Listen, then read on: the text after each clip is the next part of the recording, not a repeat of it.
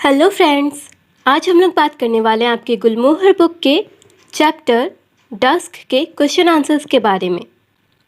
तो आइए शुरू करते हैं इसे। क्वेश्चन नंबर 1, गॉड्स्पाई ने डस्क को द आवर ऑफ डिफीटेड क्यों कहा है? इसका आंसर हो जाएगा गॉड्स्पाई ने डस्क को the hour of the defeated इसलिए कहा है क्योंकि जिस तरह से आदमी और औरतें जो अपने जीवन से हार गए हैं या कहीं ना कहीं खो गए हैं, वो इस समय में बिना किसी डर के बाहर निकल सकते हैं। क्वेश्चन नंबर 2, गॉड्स्पाई के हिसाब से ब्राइट लाइट किस चीज़ को रिप्रेजेंट करते हैं?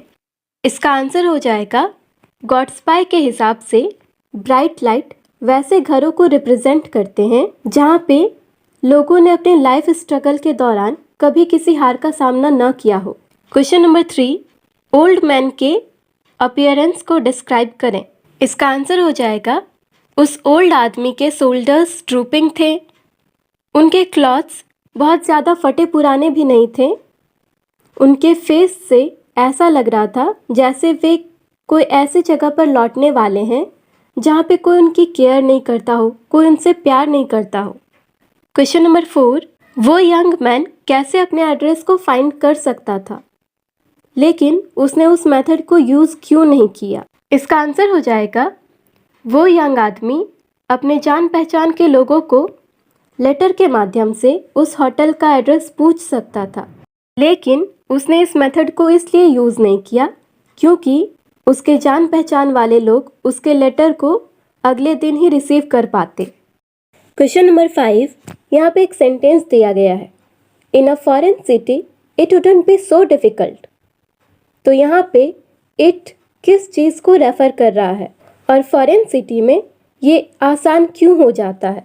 इसका आंसर हो जाएगा इस सेंटेंस में इट उस होटल के एड्रेस को फाइंड करने को रेफ़र कर रहा है। फॉरेन सिटीज़ में किसी भी जगह के एड्रेस को ढूंढना आसान इसलिए हो जाता है क्योंकि वहाँ पे कंसल होते हैं जो लोगों की हेल्प करते हैं। क्वेश्चन नंबर 6, वो अपने प्रोफेशन में जीनियस होता। तो गॉड्स्पाई यहाँ पे उस यंग आदमी के किस प्रोफेशन के बारे में बात कर रहे हैं और क्यों? इसका आंसर हो जाएगा गॉड्स्पाई उस यंग आदमी के झूठी कहानियाँ बनाने और मासूम लोगों से पैसे ऐंठने के प्रोफेशन के बारे में बात कर रहे हैं। गॉड्स्पाई उस यंग आदमी के बारे में ऐसा इसलिए सोच रहे हैं क्योंकि वो यंग आदमी पहले ही गॉड्स्पाई के सामने एक झूठी कहानी बना चुका था।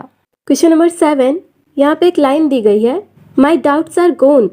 तो गॉड्स्पाई के कौन से डाउट थे और वो कैसे क्लियर हो गए? इसका आंसर हो जाएगा गॉड्स्पाई को लग रहा था कि वो यंग आदमी उनसे झूठ बोल रहा है और उनसे पैसे ठगने की कोशिश कर रहा है, लेकिन जब वो यंग आदमी वहाँ से चला गया तो गॉड्स्पाई ने उस सोप केक को बेंच के नीचे ग्राउंड पे पड़े हुए देखा और उनके सारे डाउट क्लियर हो गए।